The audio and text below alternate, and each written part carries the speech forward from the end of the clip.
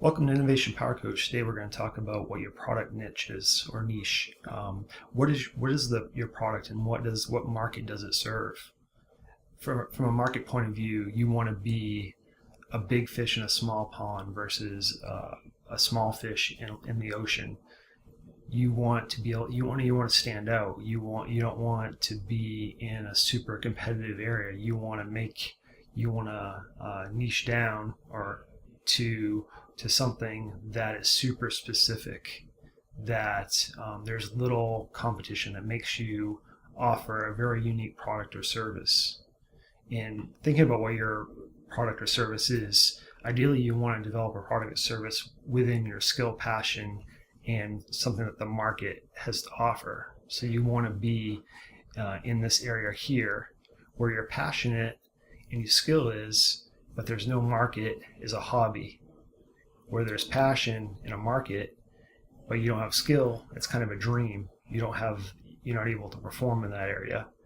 Where there's skill in a market, it becomes a job if it's not your passion. So you're really looking for this middle section of the Venn diagram. That's where you want to be.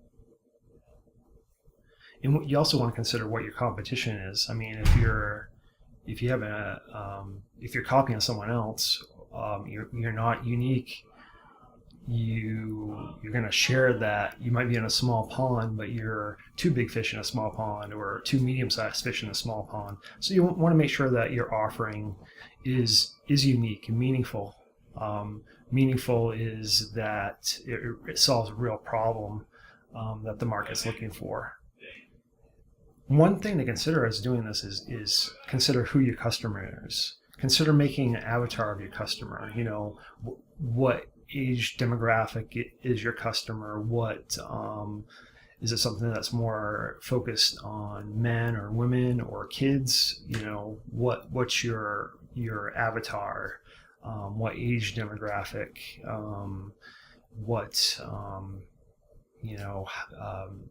Maybe level of income, or kind of going back to the niche. What is that hobby, or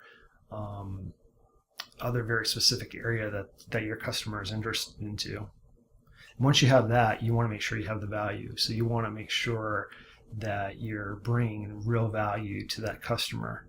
Even though price will be less of a concern because you're so focused, you still want to make sure that you under promise and over deliver and really bring that value to your customer.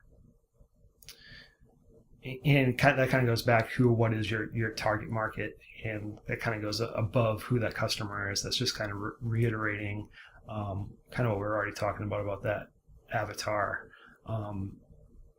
But maybe beyond that is, what is your geographic market? Are you a brick and mortar, or are you online? I think in today's world, you'd be foolish to not be both for some things and pure online for others. But really consider what that market is. And also, from a market point of view, consider, okay, you're really niched down, but how do you go beyond that? How do you is there a path for you to expand that market in the future once you establish yourself in that small pond? Is there another pond nearby that you can replicate what you've done in the pond you started in, so to speak? Well, thank you. Hopefully this was helpful to you, and please give us comments and feedback. And thanks again for joining us at Innovation Power Coach.